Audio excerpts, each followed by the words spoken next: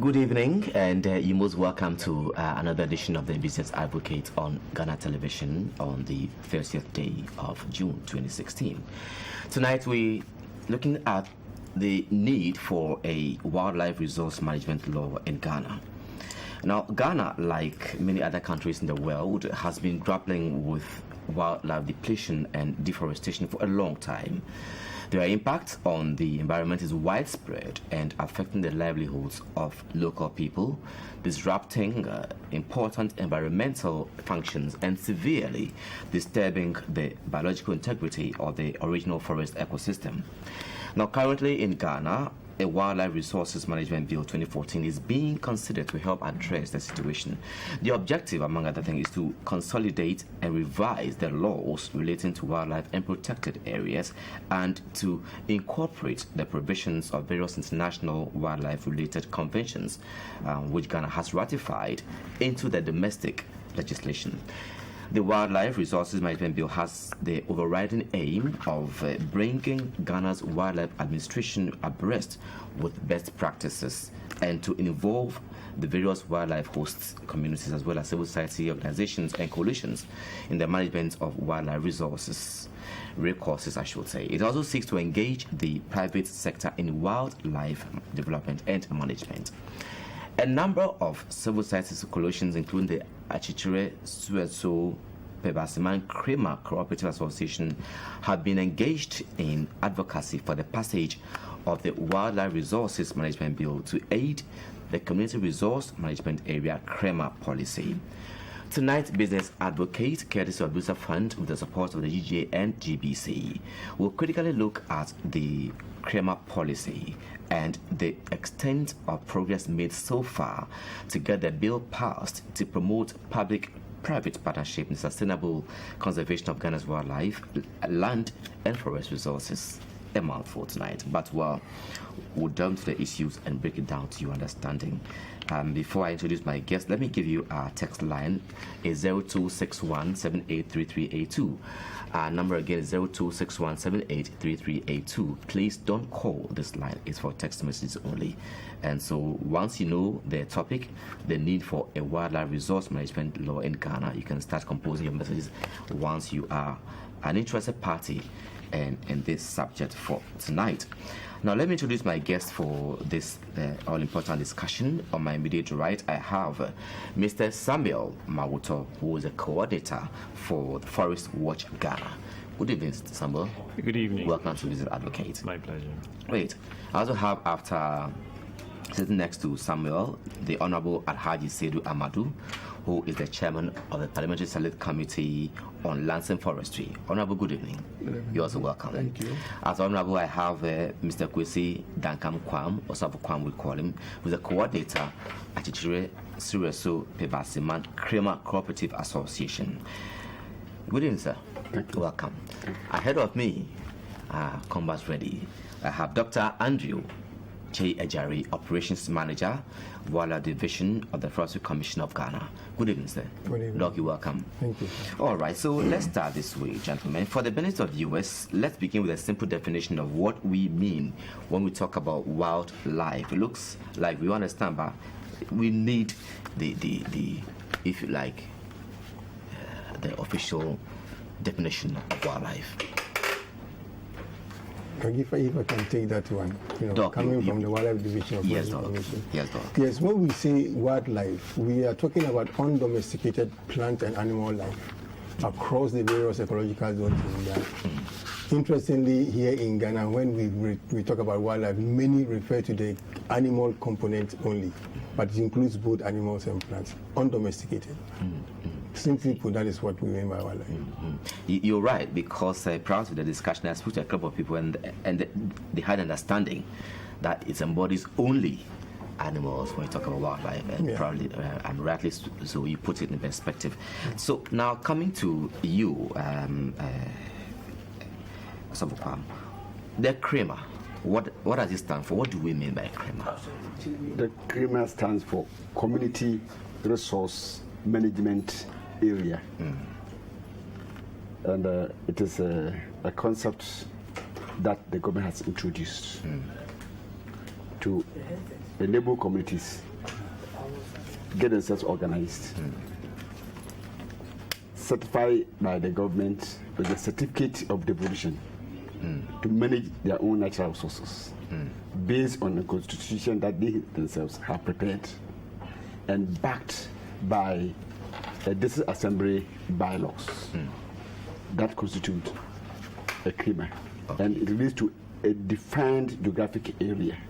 In our case, as Achichire-Sureso-Pebaseman CREMA, which is near to Asegregwa, on the Wasame traditional area, it is about 91 square kilometer area. Okay. Now, generally, how many of the CREMAs do we have in operation, currently in operation? Presently, we have about 19 that have been given certificates and about 8 that are at various stages of completion. Okay. Okay. I think 5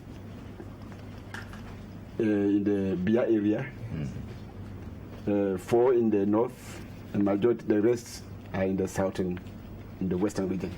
I see. Let me find out from Honorable. Honorable, how well do you know of this CREMA thing? Well, I know as a civil society organization, even in existence for a very long time. Just that there was no legislation backing their or recognizing their existence. The current bill before Parliament, provision has been made adequately in the law, officially giving their recognition and giving them legal backing in their operations and their management activities. So they've been there for a while. Okay. Particularly, there are communities that live along the fringes of various national parks, including other areas of Ghana that have not been declared as statutory nature reserves, but are yet to known or known to have a lot of natural resources in terms of wildlife. Okay. Yeah. Okay. What I need to add to is that it is operational in the off-reserve areas. What do you mean by off-reserve? Off-reserve, that is not part of the forest reserves. Okay. It's where the communities live. I see. Sammy, a bit on that. CREMAs, how well do you know of CREMAs? Thank you very much. CREMAs, as has already been mentioned, is a concept which allows communities to set up their own governance system to manage resources within their area. And they're not just managing it for the wildlife, they're also managing it for trees, for ecology, and all those benefits. Ghana's concept is not so different from what happens across different countries. You go to Liberia, for instance, they have something they call the community forestry module. Communities have devolved powers from the state, and they're able to manage their own area. A portion of forest they're managing both trees and animals in there. Cameroon also has a similar thing. In that case, communities will have to develop a management plan for an area and be able to manage that area. And I think the best examples of such models are in Nepal, where I think Ghana and Nepal are some of the best examples that you can find in ideas of or where we try to involve communities in management of forest. So Ghana's model, I think, is centered around, or it has started with wildlife areas, so that they create a buffer for protected areas, so that if animals are encroaching, or not encroach, but if animals go astray or something. No, astray, but well, if they come into those areas, they become an area that communities can actually hunt them well within the rules that are permitted. So essentially, it's getting communities really involved in management protection of forest, and I think it's something really good. Doc, a little bit on that.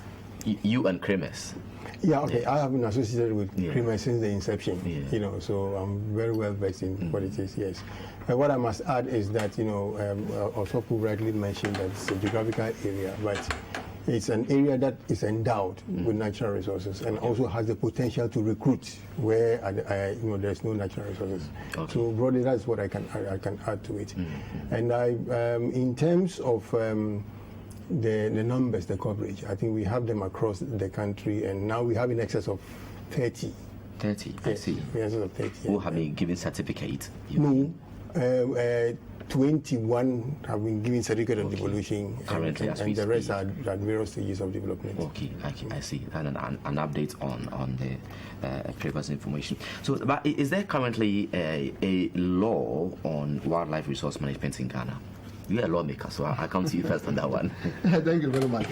Yeah, in 2012, an attempt was made. An attempt? Great. Well, yeah. Yes. To I appreciate it. present a bill to Parliament. You know, that consolidated the various laws and the pieces of legislation on wildlife management. But it was later found to be inadequate. So the Ministry of Lands and Natural Resources had to withdraw the bill. It was resubmitted again last year, February 26th. It was laid in Parliament. 2015. 2015, That's yeah, right. Okay. by the Minister for Local Government, Honorable Collins Dauda, on behalf of the Minister for Lands and Natural Resources. And Mr. Speaker rightly referred it to the appropriate select committee, which in this case is the Select Committee on Lands and Forestry. For deliberation and report. Yes. And so we've been handling it since that time. But per our practice and per the standing orders, when a bill is laid in Parliament and is referred to the appropriate committee, what we do is to ask for the bill to be advertised, to draw the attention of stakeholders and the general public that yes, there's before Parliament this piece of legislation dealing with this subject matter, and therefore whoever has any memoranda to submit or any issues, or amendments to submit, should write to the clerk, to the committee. Okay, Honorable, we'll be coming to the stages that you will have to pass in the course of the conversation, the discussion. But why do we need a comprehensive law on wildlife resource management? Why do we need that? That is to regulate the activities within the sector. How is the situation now that requires, a law? Yeah, the CREMAs have existed almost for 20 years without a law backing their activities, which more or less makes it not legal. Okay, so there's that need for a law, and that's why we started advocating for this law. Then there was a problem. The problem was that there was a bill submitted to Parliament earlier on that did not meet the concerns and the needs of the communities. Then also, it predated the 2012 Forest and Wildlife Policy. Then, from the time that they submitted it, there had been a lot of international agreement conventions, particularly the VPA, the FIP, Forest Investment Program, so many international activities that needed to, the law needed to reflect. It needed to reflect in the law. So it was necessary that we come in with our position to make sure that the law is reviewed to incorporate our concerns. Now, as it stands, your concerns are not incorporating the law. Has it been now? Yes. Because we have already reviewed it together with the Parliament, together with the Forestry Commission, together with the Ministry, for all of us to agree on the exact content of that law that's before Parliament. And we have made a select committee on it together. I think what we are waiting for is Honorable Chairman and his members submitting it to Parliament for them to be able to have the law backing our existence and our activities. Okay, so if I get you right, the consultations have been made involving all parties. Definitely. But the select committee is yet to push it forward. Is that the understanding I get? We'll come to Honorable on that one. But when it comes to development, and management of wildlife in the country, including the forest, actually, what role does the Ministry of Lands and Forestry play, and the Forest Commission? Doc, what role do you play? Well, the Wildlife Division has a mandate for implementing CREMAs across this country. For us in wildlife, we if we look at forest resources, as we have defined wildlife, emphasis on wild animals, and Wildlife Division has a mandate, to manage wildlife across this country. Well, Forestry Commission has a mandate to manage all forests across this country. So that's the role that we play. But we provide in terms of narrowing in on the CREMA concept, for instance. It's the Wildlife Division that is to implement the policy. But the Wildlife Division cannot do it alone. So we facilitate, that's civil society organizations, NGOs, to be out there and implement the concept. We are out there to provide technical support where needed. But, this whole concept has to do with devolution of management responsibility and authority for wildlife or natural resources. That's the main issue. That's the main issue. And so even when other civil society organizations have established CREMAs anywhere, we as a division have to approve of it and make recommendations to the minister to issue the certificate of devolution. To the constituent communities or the informal organizations that have been formed to govern and manage the CREMA out there. So those are the key roles that we play: facilitation, approving of CREMAs, recommending to the minister to issue a certificate of devolution, and then we do some kind of monitoring to out there, see how things are going. Mr. Malto, why, Ghanaians are watching now, why at all do we need this law? What would be the benefits? One important, as has already been mentioned, there are new sets of conventions that Ghana has signed up to, like the Convention on International Trading and Endangered Species, CITES, and a few other things, that requires that our laws are updated from time to time. One important thing that we know currently is that we have several pieces and bits and pieces of legislation that govern wildlife. And it's the same thing as in the forest sector. There are bits and pieces here, and there's some dating as far as 1925 or 27. Now, within this current regime, you would need, there's a lot of new thinking, progressive thinking, like CREMA concepts that need different stakeholders to be on board in terms of management of forest resources. Now, it's always easy to have one piece of codified legislation in which everybody can easily refer to and then be able to know. If we're able to pass this wildlife management bill, then at least it solves a lot of problems in that sense. So when it comes to what constitutes a forest offense, a wildlife offense, it's very clear because it's just one codified law. It's not, you need to go and look in that bit of legislation or that bit of legislation. So it's harmonizing our laws and making it simple for compliance or for it to be followed. That's one basic advantage that we're going to get. And I think Ghana has some deadlines to meet due to some international commitments that we have. I'm not sure of the details, but if we do not pass this law, we do not meet some of those requirements. So it's very important that we are able to consolidate the laws, make it clear for us to manage it, and also meet our international obligations. And what are the consequences if we are not able to meet those requirements, Doc? Well, let me just add to what he has said just a bit. You see, the existing Act on Wildlife is the Act 43 of 1961.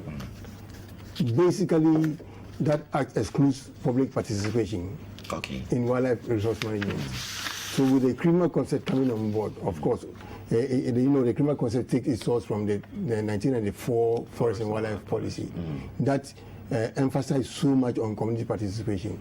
So there is need for this new bill, or if it becomes an act of parliament, to properly anchor all the principles and the legal grounds for community participation. We are talking about certificate of devolution, I mentioned earlier on. And then we are using a small window within Act 43 that gives the minister power, to confer ordinary game wardenship to citizens of Ghana, apart from workers of the Wildlife Division. Yes. So this law is needed, to make it quite explicit and very strong for the minister, to be able to execute that kind of authority that he has to devolve natural resource management and governance to local people. Again, if you look at the processes, the Legislative Assembly has to provide a bylaw to back the constitutions that are developed by these communities, and it's not properly, if you like, grounded in law. And these are some of the areas that the bill seeks to expand upon and make things more comprehensive. Yeah. Now, has Parliament been supportive in pushing for this bill to be passed? Well, normally it is not the role of Parliament to go fishing for policy. Policy is the president of the executive. It is only when the bill comes to Parliament after approval by Cabinet that it becomes the baby of Parliament. And it is only then that Parliament initiates the various action processes to make sure that the bill is passed. And referred to the executive, the president, for assent before it becomes law. By taking the discussion from where my other colleagues have left off, one can see that in 1952, you see, there was this piece of legislation that is the preservation of wild animals, ordinance. Okay. Then which gave birth to the 1961 Act as referred to by Doc. And that one became the Wildlife Preservation Act. Okay. A lot of other pieces of legislation, as variously amended, were developed. But these were later found to be inadequate, because if you look at the law at that time, the emphasis was on protection, and conservation. But the new concept now goes beyond protection and conservation. It encompasses a whole lot of management issues as far as wildlife resources are concerned. And again, when we talk about natural resources, when we talk about wildlife, they constitute the heritage of a country. Therefore, when you have them in your country, it is your duty to make sure this heritage is well preserved for purposes of posterity. Again, coming back in 1988, or before 88, 1974, there was this convention on the preservation of wild African policy on conservation of wildlife and natural resources. See, from which Ghana developed the 1974 wildlife policy. It was the 1974 wildlife policy that more or less consolidated all the pieces of legislation we had on wildlife, right from the colonial period up to the time of Ghana's, let me say, first administration, that is post-independence. And all these for animals were not included. Exactly. Now, in 1988, again, there was this policy on Ghana's environmental protection policy, which actually identifies certain inadequacies in the various pieces of legislation that we had as far as the management and preservation of wildlife was concerned. So that gave birth to the 2012, law, which again we looked at and felt it was not adequate because the various stakeholders, didn't have input in it, and there were so many other, omissions. Looking at the various conventions that Doc and others have alluded to, you have the International Convention on international trade in wildlife resources, then the convention, the Bonn Convention, the Ramsar Convention, a whole lot of them. And we needed to consolidate all these things. So for now, one can see the bill currently before us is comprehensive and adequate enough because it has taken into consideration so many new developments, looking at the various international practice. And we think that when it is passed into law, it will more or less, address the concerns and the anxiety of Ghanaians generally. And particularly the Forestry Commission, which has been the brain behind and the driving force behind the law. Mr. Kwam, you opened the floodgates for a myriad of problems that you feel, but which of them specifically made you embark on an advocacy drive? Yes, I want specifics, not a general. What really pushed you to embark on that drive? The CREMA covers almost the whole country. In the north, the animals prevail. In the south, you don't have much of the animals. You have the trees. but then the whole concept is about the animals. So particularly in the South, how could you look at the definition of wildlife, which it could animal to be part of the trees, the plants, the whole system. Okay. But of course, at a point you all realize that it may not be so easy. That you could also be looked at it in terms of some other laws regarding the forests. And of course, you all agree that laws are not so perfect. It could be you could agree to a law to come into force, then look at its implications, and then amend it accordingly to suit it.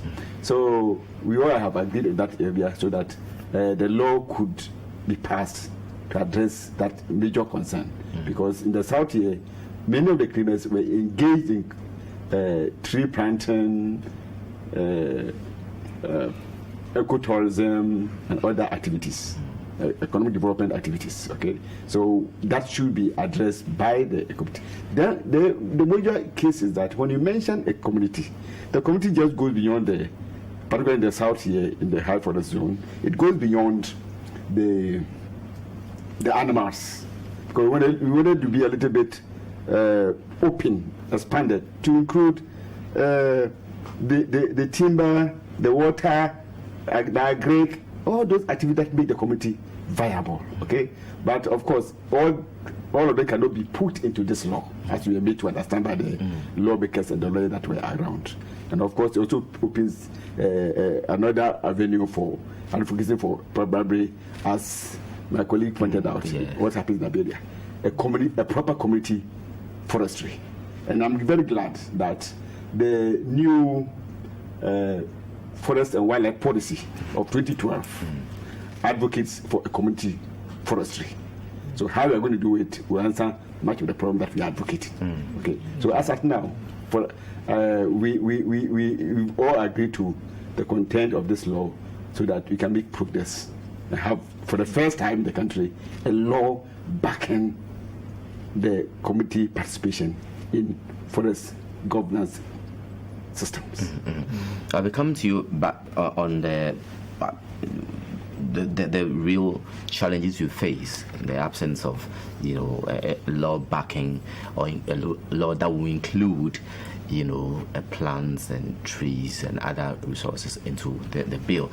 But Malta wanted to come in earlier on before Osofo. Yeah, just a quick point. With this forest and wildlife policy, it's for us in civil society, we are considering that as one of the game changers in forest management or forest resource management in Ghana, because it's really positive in terms of its statements. I mean, there is one long-standing problem we've always had, which is a driver of major deforestation in Ghana, which is the management of trees in outside forest reserves, or what we call the off-reserve areas. Specifically, when you find a naturally occurring tree on your farm, is it yours or it belongs to the state?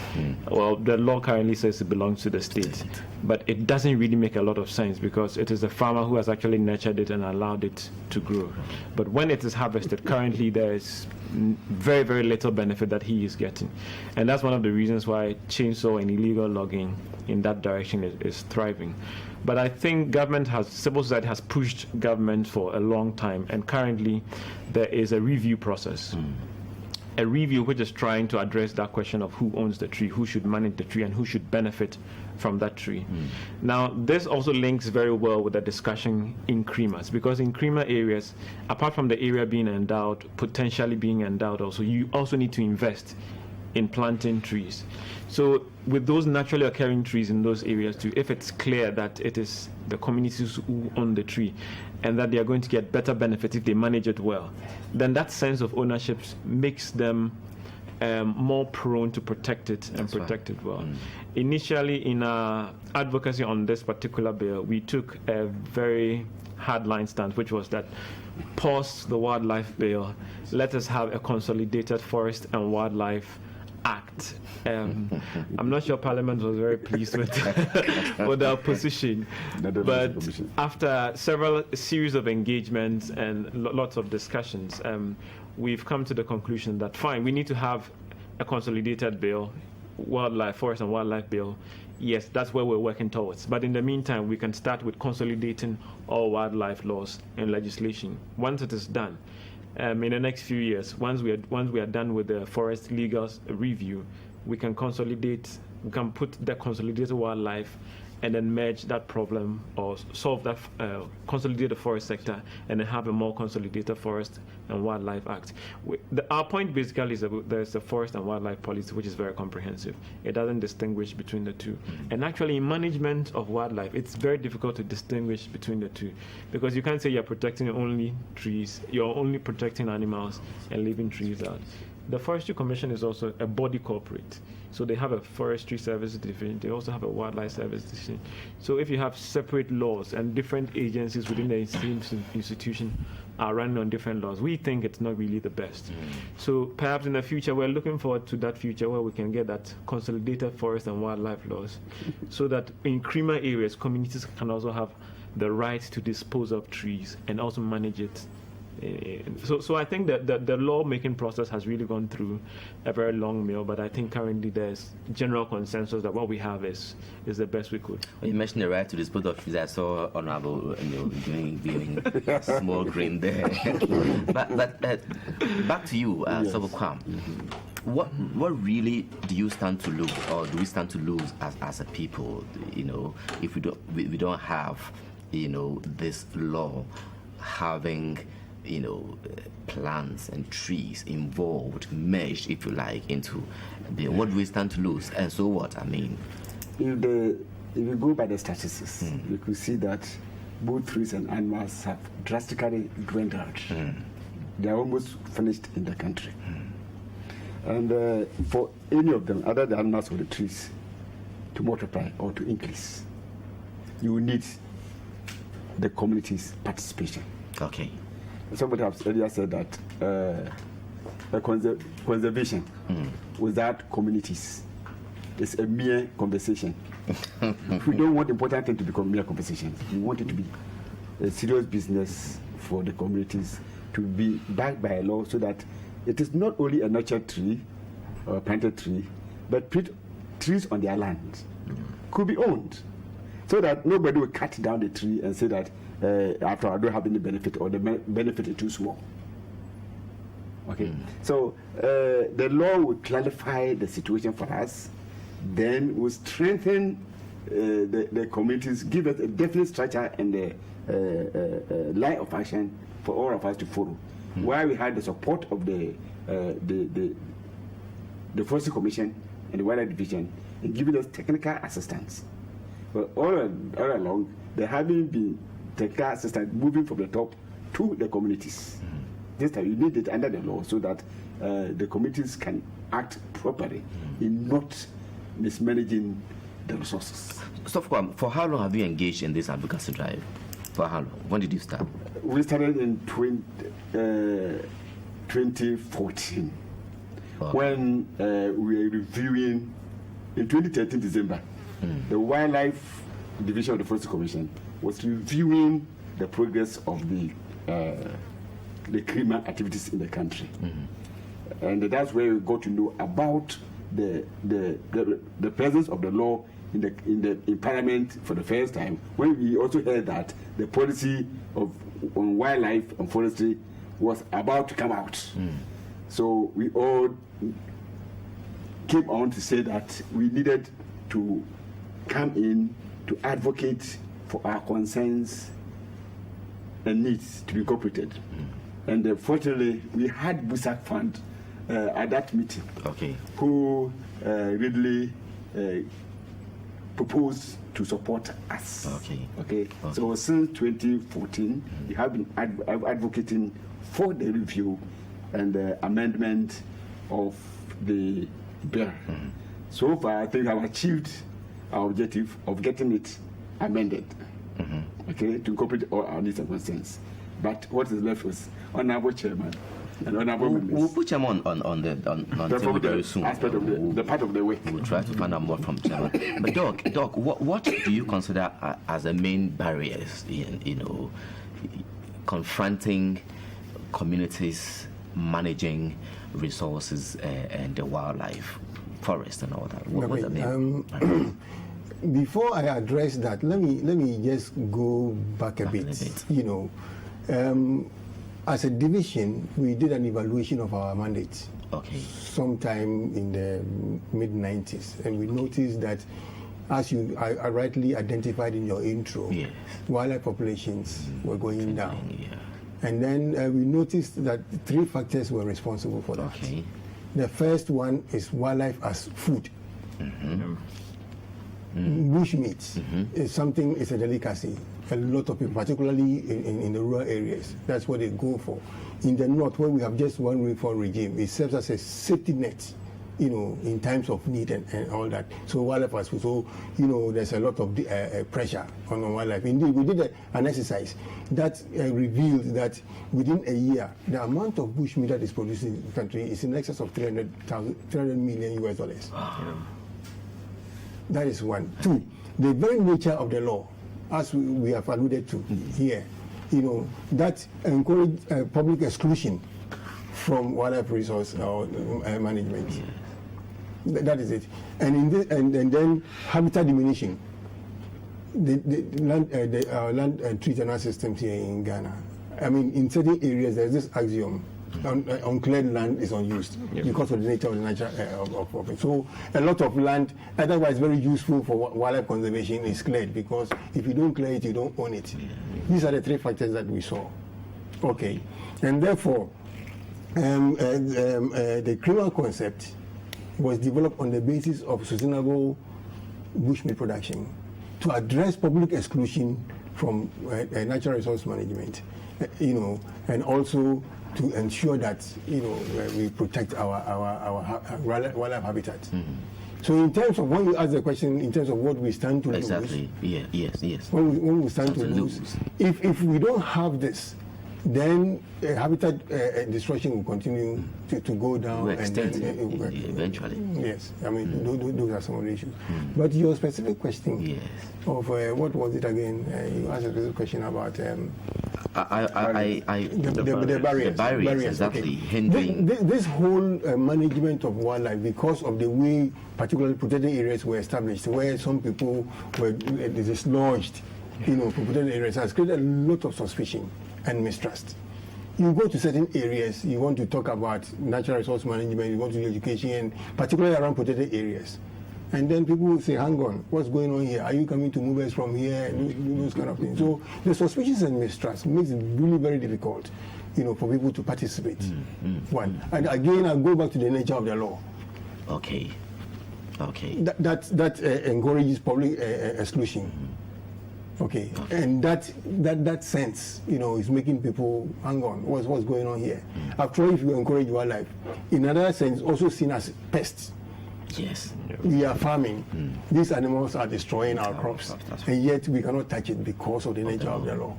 You know, so all these are issues that actually make people, you know, not too comfortable with participating. One key, even where people are participating, there's what we call elite capture. Where the local elite would then want to, you know, latch on to the benefits that arrive from natural resource management, and therefore, and also it also has some grounds in the resource tenure system itself, and therefore a lot of people tend to sit back and say, hang on, you know, what's going on here? Why worry? After all, you know, I encourage, I participate. The animals destroys my crop, and you know, a whole lot of laws here and there. You can't do this, you can't do that. It's really very difficult. But then again, you know, when people begin to assume ownership, stewardship, you know, with the law backing them, that hey, you stand to own this, you stand to benefit directly from this, then people begin to open up and to participate. And we can see, talk about many areas where people have actually embraced the concept, and they are doing so well. And we can give some specific examples as to before coming out. So, in your advocacy drive action that you've taken, you've engaged in so far since 2014, right? Which are some of the ministries, institutions, department, agencies that you engaged in along the way? We first started with the Achichire-Sureso-Pebaseman CREMA. Then we came out with the Achichire-Sureso-Pebaseman CREMA Co-Operative Association that linked up with the other CREMA bodies across the country, from the north to the south. And that enabled us to do sensitization on the issues. When we had contacted a consultant to help us with the study of the situation. Okay. Then when we were able to do that, we got in touch with our good friends in the civil society, the forest way people. Okay. Then we were eventually able to have a multi-stakeholder workshop that brought several other people, institutions, the ministry, parliament, and the forestry commission, and other like tribal boards and other institutions together for us to look at the issues involved. Okay, before we eventually now had a session with the parliamentary select committee on the natural resources. So we have invariably dealt with all the ministries from the local community level, or even the district assemblies and the traditional authorities were part of the process. And even when it came up to the level of the meeting with Parliament for us to put our case across, the chiefs were there with us. So we dealt with the chiefs, we dealt with almost everybody as far as the issue of the forest is concerned. The forest, let me say, is the supermarket of the community. And therefore, it is so important to the livelihood of the communities that it should always be taken very, very, very important. And that is why our community took particular interest in this law. Do you see an urgency in passing this bill into law? Of course, any piece of legislation that has been formulated and approved by cabinet and laid before parliament is meant to create an atmosphere of lawfulness. It gives opportunity and creates an enabling environment for management to be done or administration to be carried on in a very good manner. Therefore, the law before parliament or any law that becomes or any bill that comes before parliament is of urgent nature and consideration. So we see the wildlife resources management bill currently before parliament as very, very urgent. But why has it taken so long a time? Yeah, it's because of the processes that the bill goes through. A bill normally is just not an ordinary report that you can just look at with the stroke of the pen and say, I agree. Or just organize a debate, then approve. Normally, by our practice, and by international convention, and by our own standing orders, when the bill is laid before Parliament, and Mr. Speaker rightly refers it to the appropriate select committee, the select committee doesn't just take the bill and start discussing it. They are supposed to advertise the bill in the national dailies to draw attention of the public, stakeholders, the academia, the professionals, the experts, civil society organizations. The tall order. Stakeholders, yeah. Yes, but last year, 2015, at what stage did we get to in the process?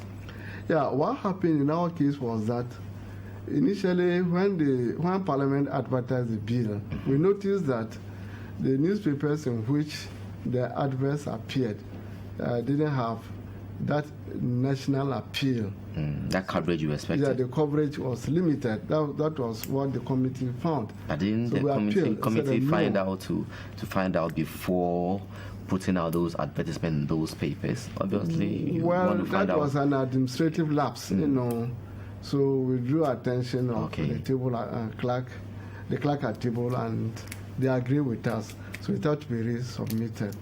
That's resubmitted? Yeah, I mean, it had to be re-advertised. Okay. Unfortunately, in our case, the interest was many and varied, but the response didn't come as a go. We had a response from various civil society organizations at various stages and different times. So we had a good CREMA and others came, including some traditional rulers as well. And a lot of the NGOs, a coalition of NGOs within the forest sector. We met them, looked at their memoranda they submitted. Some of them were accepted amendments, some proposals were acceptable to the committee. And normally the committee's work is facilitated by the Attorney General's department. They come with their drafters and they come with their legal experts for us to go to discuss the bill together, including the ministry, the parent ministry sponsoring the bill, and the particular agency who is the driving force behind the bill, which in this case was the Forestry Commission, the Wildlife Division. They were there. All the experts, were there. The professionals were there. The minister himself was there. The deputy minister was there. Lands and Forestry. So we had a very comprehensive discussion. And just as we thought, the committee had done duty to the bill. Then we had a second batch of respondents who also came with a memorandum. We couldn't ignore them. We said, well, this is a public matter of public nature and of public interest. Therefore, we can't just dismiss them. We don't have deadline for submission of people, those who want to make. Oh yeah, we look at them again. Some of the proposals they came up with were quite reasonable and acceptable to us. After the third batch of such responses, we started with the draft report. Then the Ghana.Happy Association also came in, but that was the main cause of the delay. But when you advertise, they should have come on board easily. Exactly, but we made provision because it's a committee of parliament. We didn't want a situation where other stakeholders will say, no, we were not consulted, we had these issues to raise, and we had been given the opportunity. We could have probably, looked at this clause this way or that clause that way, But that is part of it means that even if today you're ready, and another interest group pops up, you have to stall negotiations again, process again, and give them a hearing. Is that what it means? No, what we've gotten to now. Okay. What we've gotten to now, we've actually closed the door. Okay. Because so far we've had about 52 amendments. So if any other fellow has anything, which might be reasonable, doors are closed. It will always come. Once a law is made, it's not a sacrosanct document. There's only provision for amendments, and amendment can come in several forms. But we want this bill to go, to give the Forestry Commission that level of comfort to be able to operate effectively, manage and run the administration of wildlife management effectively. So we are virtually done, with amendments. So we are finalizing the report now, so that we'll lay it before Parliament. And we're hoping to take the debate before we rise. I want to get it clear here on this program. I want to get things straight. It's possible, you're saying it is possible that the debate will be triggered on the floor before you rise. When are you rising? By the end of July, hopefully. And today is the end of June. Yes. By next week, we hope to lay the report. And given the business, statement, the leadership of Parliament will then program it as part of the business of Parliament, so it can be taken. Fortunately, the Wildlife Resources Board is like many other businesses, it's quite technical. It doesn't generate a lot of controversies. So you can easily why you have controversial issues that sometimes we delay. But the amendments that we have, from our standpoint, are not very controversial amendments. There are things that will enrich the law, and I believe that majority of members of Parliament will accept them. Although that doesn't mean that they'll accept them without taking them through the normal strenuous debate. But I hope that the amendment that can be upheld. So it looks like next week is a possibility. Because it's already been programmed. If you look at the main agenda for this meeting, the laws that have been laid before Parliament and referred to the various committees, Mr. Speaker has given us a deadline to make sure that all those reports must be made ready and submitted. Some of them currently being debated. Amendments are being moved on the floor of Parliament. We hope we can also do the same thing before we rise. Do you have a special input to make to get it go? I mean, faster than expected. Any faster? As chairman of the select committee. I think the whole thing now is hinging on the committee. Okay. So long as we're able to finalize You are the our boss of the report. committee. Yeah. So if we're able to finalize the report and we lay it in Parliament, it will be programmed. How long will it take We to talk finalize to the report? to the leadership and they program it. Yeah. Well, like I said, it depends upon the type of amendments that we have and the interest of members of Parliament. Some amendments could also be moved on the floor of Parliament that the committee wouldn't have foreseen. And some of the amendments could also be shut down if other people hold a contrary view and the debate is upheld. That is the beauty of democracy, and that is the work of Parliament. Yeah. But we hope we can get it approved. Because like my other earlier speakers said, Yes. Ghana is a signatory to so many international conventions, Yes. which also have been ratified. Therefore, when you ratify a convention, you're supposed to abide by its tenets. Therefore, when you delay in putting the necessary pieces of legislation to create the enabling environment for that convention to operate effectively in your country, you are more or less holding yourself, out to the benefits of you being a signatory to that convention. And there are so many of them in the wildlife sector of the forest commission. So we are praying that we can move these amendments and therefore move this bill before you rise. Conclusion before we rise. That sounds good to us. This We are very worried. The committee is really very worried about it.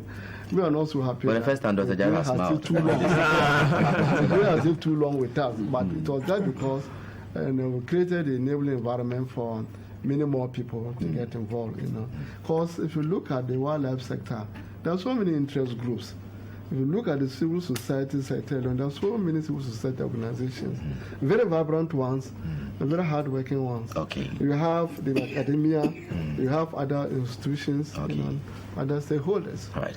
I'm running out of time. I've got about 4 minutes to go, but let me do this message. It looks like he sent something earlier on which didn't come. But so he's starting with, for example, someone is destroying my farm. Which law can be used against that particular person? I guess he wants to talk about animals. I don't know, but he says someone is destroying my farm. Let's try and understand where he's coming from. Doc, want to address this one? He's asking which law can he use against that particular person? If somebody is destroying his farm. I'm tempted to think that he's referring to animals. I don't know. No, a logger, possibly. No, okay, maybe. Okay, all right. Okay, so.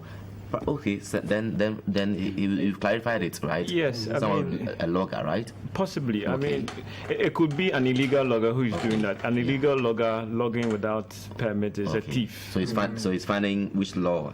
Is there any law to? But it also depends on the kind of permit that whoever is logging is using. Yeah. If it is a salvage permit in your farm, for instance, the Forestry Commission is supposed to do we call an inspection of the area, do an enumeration before that happens. Okay. And in all this process, the landowner, whoever is farming, needs to be consulted. In fact, he needs to approve before those things happen. Okay. I think sometimes because the capacity on this is low, communities don't know.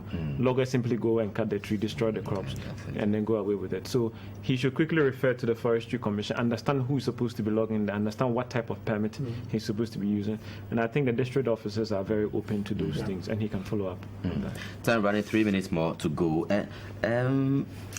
Doc, we're making assurance by the Honorable MP here, chairman of a very strong committee, Parliamentary Select Committee on Lands and Forestry. What risk are we exposed to should we further delay in passing this through? Well, the risk is already there. I mean, as you said, one of the barriers is that people are not participating because they are not backed by law. Okay. Even the CREMAs that we have been trying to use the General Assembly bylaw, to give some kind of legitimacy to the things that have been said in the various CREMA constitutions. So if it delays, Habitat Convention can go on. Mismanagement of wildlife resource can go on and all that. But people really need to be empowered by law to take on natural resource management within their own areas of jurisdiction. So, what do you make of Busa Fund support to the CREMAs?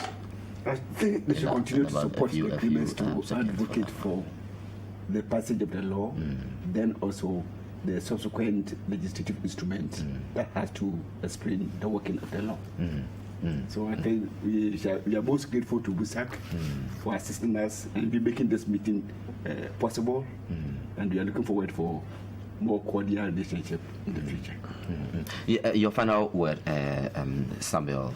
Then again, the Forest and Wildlife Policy makes a provision for a fund to support community management of forest. Okay. I think you need to extend your advocacy also in that direction. It's an area that we're also very interested in supporting. It talks about a fund for civil society engagement, for community participation and forest management, all those things. So that's another area that we're also very much interested in. So I agree with Dr. Community involvement, people involvement in management of forest and wildlife resources is fundamental. If they don't have a sense of ownership, they just don't manage it well. Honorable, you give me the final word. We appreciate it. I mean, having to be dealing with 52 amendments, that's a huge number. Yeah, so give me your final words. Assurance, that's one about assurances. Yes. Yeah. Let me say that it's unfortunate the bill has stayed too long with the committee, but I think we did that for very good purposes. And we hope that we are going to get it moved in Parliament when we lay the report sometime next week. We hope that with the approval of Mr. Speaker, we can get it through the various stages, through the first reading, consideration, reconsideration, and the final approval. But let me also add, while talking about wildlife, we also want to include wetlands. For international migratory birds. Either as feeding grounds or breeding grounds. We have quite a number of them in Ghana. So in talking about wildlife, it also adequately refers to wetlands in Ghana. Legal amendment to that effect? No, it's already there. I'm just saying that when we're talking about wildlife, we are not limited to the forest and the wildlife in the two ecological zones of Ghana. That is the high forest area and the savanna ecological zone. But we're also talking about the wetlands. Yeah.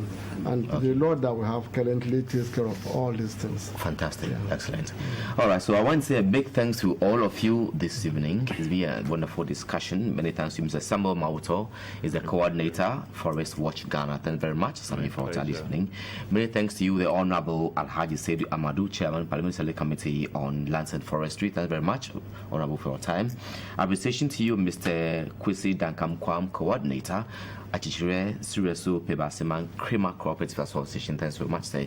Many thanks to you, always available and on point, Dr. Andrew Chayejari, Operations Manager, Wildlife Division of the Forestry Commission of Ghana. Thanks very much, gentlemen. And for all those of you 10 cents that were mentioned this week, many thanks to you for being part of the program. This is being brought to you by the Booster Fund Association with the GBC and GGA. To come away again next week, God willing. Have a great evening, good night, and enjoy your holiday tomorrow. Bye for now.